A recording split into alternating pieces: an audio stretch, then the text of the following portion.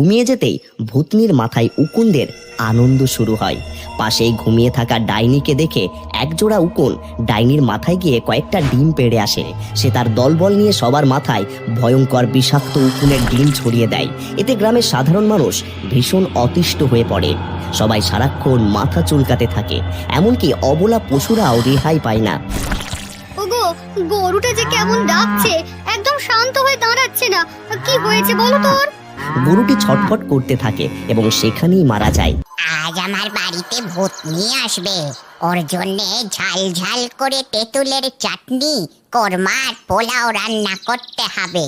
অনেক দিন পর আমার ভূতনি বান্ধবী আমার বাড়িতে বেড়াতে আসবে বলে কথা। এই বলে রূপসী ডাইনি নানা রকম রান্না করতে থাকে। আর এদিকে ভূতনি হাতে করে মিষ্টির হাঁড়ি নিয়ে ডাইনির বাড়ির পথে রওনা হয়। কিন্তু সমস্যা হলো একটাই, ভূতনির মাথা ভর্তি ছিল অসংখ্য উকুন। এই সমস্যার মুখোমুখি তাকে সব সময় হতে হতো। ওরে বাবারে, পথের মাঝেই আবার মাথায় চুলকানি শুরু হলো। একটা ভালো কাজে যাচ্ছি আর তাতেও শান্তি নেই। এই বলে জটা ভূতনি উকুনের যন্ত্রণায় দুই হাতে মাথা চুলকাতে শুরু করে।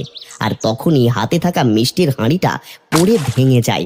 ও মা, কি কাণ্ড ঘটে গেল গো! এই মিষ্টির হাঁড়িটাই যে ভেঙে গেল। এখন তো আমাকে খালি হাতে আর রূপসীর বাড়িতে যেতে হবে। এই উকুনের অত্যাচারে আমার জীবনটাই অতিষ্ঠ হয়ে গেছে। এই বলে জটা ভূতনি ভাঙা মন নিয়ে খালি হাতেই রূপসী ডাইনির বাড়িতে যায়। আর এদিকে ডাইনি তার বান্ধবীর জন্য বাড়ির পাশের গাছে উঠে অপেক্ষা করতে থাকে। আরে, ওই তো ভূতনি এসে পড়েছে মনে হচ্ছে। এখান থেকেই তেমন গন্ধ পাচ্ছে। আরে আরে, সত্যি তো, বলতে বলতেই ভূতনি চলে এসেছে। যাই, এখনই নিচে নেমে পড়ি। এই বলে ডাইনি গাছ থেকে লাফিয়ে পড়ল ভূতনির সামনে। ওরে বাবারে, আমি তো ভয় পেয়ে গিয়েছিলাম। আর একটু হলেই তুই আমার মাথার উপর এসে পড়তিস। তা ভূতনি, কতদিন পর তোকে দেখছি, একটু মজা না করলে হয় নাকি? চল চল, ঘরে চল। এরপর ডাইনি তার বান্ধবী ভূতনিকে নানা পদের খাবার দিয়ে আপ্যায়ন করে। দুজনে মিলে গল্প, আড্ডা, হাসি ঠাট্টায় মেতে ওঠে। একসময় তাদের দুজনেরই চোখে ঘুম নেমে আসে। এই রে রূপসী, গল্প করতে করতে তো ঘুমিয়ে এসে গেল। কখন যে রাত হয়ে গেছে টেরই পাইনি। হ্যাঁ রে ভূতনি, তুই ঠিকই বলেছিস, আমারও খুব ঘুম পাচ্ছে। চল, এবার ঘুমিয়ে পড়ি। এই বলে ডাইনি আর ভূতনি একসঙ্গে ঘুমিয়ে পড়ে। আর তারা ঘুমিয়ে যেতেই ভূতনির মাথায় উকুনদের আনন্দ শুরু হয়। পাশেই ঘুমিয়ে থাকা ডাইনিকে দেখে একজোড়া উকুন ডাইনির মাথায় গিয়ে কয়েকটা ডিম পেড়ে আসে। এরপর সকাল হয়ে যায়। রূপসী, তোর বাড়িতে এসে খুব ভালো সময় কাটলো। এবার আমার যাওয়ার সময় হয়ে এসেছে, আমি তাহলে চলি। এই বলে ভূতনি চলে যায়। আর কিছুক্ষণ পর রূপসী ডাইনির মাথায় প্রচন্ড চুলকানি শুরু হয়। ওরে বাবা রে, মাথাটা হঠাৎ এমন চুলকাচ্ছে কেন? এ কি, এ হাতে তো দেখি একটা উকুন। তার মানে কি ভূতনির মাথা থেকে আমার মাথায় উকুন এসেছে? আমি তো উকুনের অত্যাচারে পাগল হয়ে যাচ্ছি। ওহ! এই বলে ডাইনি উকুনের যন্ত্রণায় অতিষ্ঠ হয়ে সারাদিন মাথা চুলকাতে থাকে। না, এইভাবে আর পারছি না। যাই, উকুন তাড়ানোর জন্য মামদো ভূতের দোকানে যাই, নিশ্চয়ই কোনো উপায় পাওয়া যাবে। এই বলে ডাইনি উকুনের যন্ত্রণায় অতিষ্ঠ হয়ে মামদো ভূতের দোকানে যায় এবং সব ঘটনা খুলে বলে। এই নাও রূপসী ডাইনি, এই তেলটা রাতে মাথায় মেখে ঘুমিয়ে পড়বে, সকালে দেখবে সব উকুন একেবারে সাফ। ওহ, খুবই বাঁচালি তুই আমাকে মামদো। আমি তাহলে এবার যাই। এই বলে ডাইনি রূপসী তেল নিয়ে বাড়ি ফিরে যায়। রাতে পুরো মাথায় তেল মেখে ঘুমিয়ে পড়ে। আর তারপর উকুনদের যা হলো। ওগো, পুরো জায়গাটা কেমন বিষের গন্ধ। বৃষ্টির মতো কি যেন ঝরে পড়লো, আর তাতেই আমাদের সন্তান বিষক্রিয়ায় আক্রান্ত হয়েছে মনে হয়। দেখো কেমন ছটফট করছে। ওগো, আমাদের খোকা সাড়া দিচ্ছে না। খোকা, খোকা, কথা বল। গিন্নি, আমাদের খোকা আর বেঁচে নেই। না, এই হতে পারে না। আমাদের এই ছোট্ট সুখের সংসার খোকা ছাড়া অসম্পূর্ণ। এই বলে উকুনের সন্তান মারা যায়। কিছুক্ষণ পর স্ত্রী উকুন পুত্র শোকে মারা যায় এবং এরপর স্বামী উকুনও বিষক্রিয়ায় মারা যায়, কিন্তু সন্তান হারানোর শোকে তাদের আত্মা অতৃপ্ত হয়ে যায়।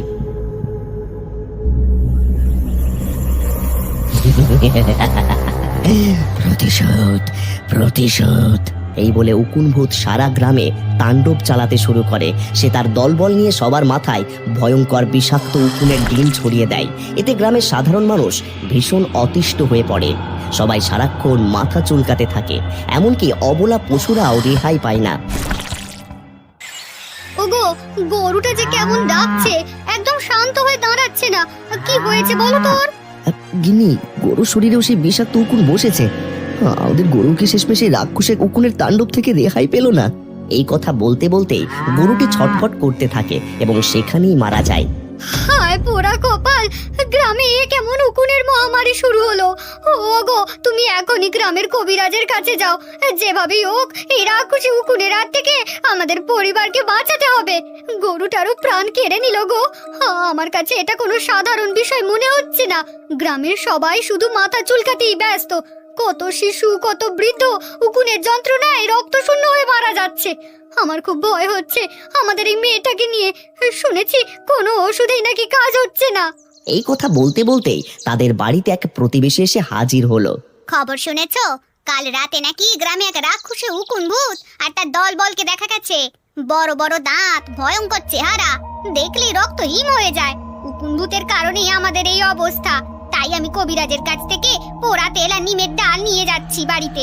শুনেছি এগুলো বাড়ির আঙিনায় রাখলে রাক্ষসে উকুন ভূত সহজে ঢুকতে পারে না। আমি তাহলে চলি। এ কথা শুনে মতিন আর দেরি না করে কবিরাজের বাড়ির উদ্দেশ্যে রওনা দিল। মা, তুমি একদম ভয় পেও না। আজ রাতে আমরা জেগে থাকবো। কাকিমা যা বলেছে সত্যি এমন কিছু দেখা যায় কিনা সেটাই দেখবো। পাগল হয়েছিস নাকি? না না, এর কোনো দরকার নেই মা। ওই রাক্ষসে উকুন যদি তোকে আমার কাছ থেকে কেড়ে নেয়, আমি কি নিয়ে বাঁচবো? না মা, এভাবে ভয় পেলে চলবে না। এর একটা স্থায়ী সমাধান দরকার। কেন উকুন ভূত এমন করছে সেটা আমাদের জানতে হবে। এভাবেই তারা উকুন ভূতের হাত থেকে বাঁচার উপায় খুঁজতে থাকে। আর এদিকে উকুনের যন্ত্রণায় অতিষ্ঠ হয়ে রূপসী ডাইনি রাগে ফুঁসতে ফুঁসতে মামদো ভূতের দোকানে যায়। ওরে এই ভণ্ড মামদ, কত ডাকছি তোকে। আমার ঘুম হারাম করে নিজে নাকে তেল দিয়ে ঘুমাচ্ছিস? বলতো, আমার মাথায় এত রাক্ষসে হুকুম এলো কোথা থেকে? আজ তোর একদিন কি আমার একদিন? ওরে বাবা রে, রূপসী ডাইনি তো ভীষণ রেগে গেছে। আরে থামো, আমার কথা শোনো। আমার তেলের কোনো দোষ নেই। গ্রামে এক উকুন ভূত বেরিয়েছে। সে তার দলবল নিয়ে সবার মাথায় বাসা বাঁধছে আর রক্ত খেয়ে বাচ্চা পুরো সবাইকে মেরে ফেলছে, এমনটাই শুনছি। কি বলছিস কি এসব? উকুন ভূত?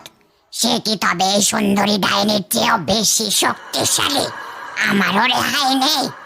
আমাকে ওই উকুন ভূতের সঙ্গে দেখা করতেই হবে। এদিকে উকুন ভূত তার দলবল নিয়ে মানুষের গ্রামে পৌঁছে যায়। অন্যদিকে ঝুমা রাতে হাতে নিমের ডাল নিয়ে বাড়ির বাইরে বের হয়। কিছু দূরে এসে সত্যি একদল উকুন ভূতকে উড়ে যেতে দেখে এবং সাহস করে তাদের পিছু নেয়। দাঁড়াও বলছি, তোমরা আর কাউকে কষ্ট দিও না। আমার কথা শোনো। কে তুই? আর আমাদের পিছু নেওয়ার এত সাহস কোথায় পেলি, যেখানে পুরো গ্রাম আমাদের ভয়ে কাঁপে? ভয় পেলে কোনো সমস্যার সমাধান হবে না। বলো, কেন তোমরা নিরীহ মানুষ আর পশুদের এত কষ্ট দিচ্ছ? আমরা তো তোমাদের কোনো ক্ষতি করিনি। তোরা করিসনি ঠিকই, কিন্তু এক ডাইনি করেছে। সে আমার সবকিছু শেষ করে দিয়েছে। সবকিছু শেষ করে দিয়েছে। তাই কাউকে আর শান্তিতে থাকতে দেব না।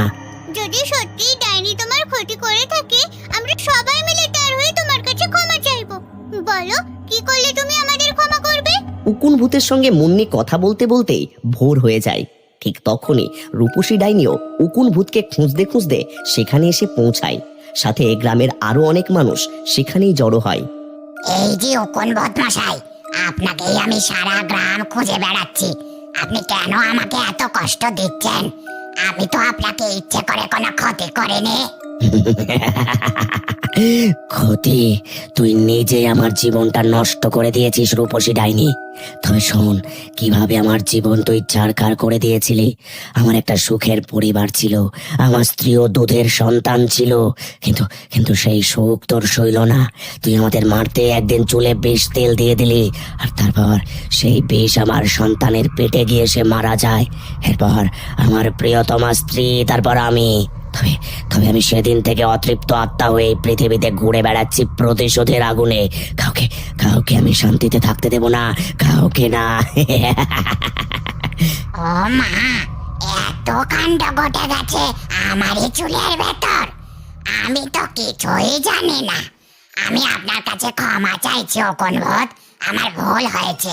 আমি বুঝতে পারিনি আমার কাজের জন্য এমন ভয়ঙ্কর পরিণতি হবে। হ্যাঁ অকুন ভূত, ডাইনি তার ভুল বুঝতে পেরেছে, তাকে ক্ষমা করে দাও। আমাদের মতো নিরীহ মানুষের পশুদের কষ্ট দিও না। আচ্ছা, আমি রূপসী ডাইনিকে ক্ষমা করে দিলাম। অপরাধীকে অনুতপ্ত হতে দেখে আজ আমার আত্মার শান্তি পেল। আমি এবার চলে যাচ্ছি। তোমরা সবাই ভালো থেকো, সবাই ভালো থেকো। এই বলে উকুন ভূত তার দলবল নিয়ে হাওয়ায় মিলিয়ে যায়। ডাইনিও সেখান থেকে চলে যায়। দেখলে মা, পৃথিবীর প্রতিটি প্রাণীরই আপনজন থাকে, সে ভালো হোক বা খারাপ, প্রত্যেক জীবই কোনো না কোনো ভালোবাসার বন্ধনে